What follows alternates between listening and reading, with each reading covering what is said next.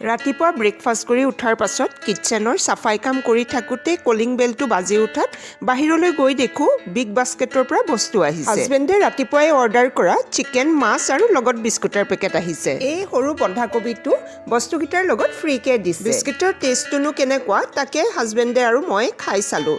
খুব ভালো নহয়, বেয়াও নহয়, মোটামুটি। মাছ মাংস ধুই নিমখ হালধি লগাই পাছত বনাবলৈ ঢাকি থলোঁ। ময়ো কাম বন শেষ কৰি গা ধুই ল'লোঁ। 11:30 বজাত ছোৱালীক লৈ আৰ্ট স্কুলত থ'বলৈ গ'লোঁ। আজি ছোৱালীৰ 6th ইয়েৰৰ এক্সাম আছে। ভিতৰৰ ফালে চাওঁতে দেখিলোঁ নাম লিখি থোৱা কপি, কুৱেশ্যন পেপাৰ ধুনীয়াকৈ ডেস্কত সজাই ৰাখিছে। 12 বজাৰ পৰা এক্সাম ষ্টাৰ্ট হৈ 5টা বজাতহে শেষ হ'ব।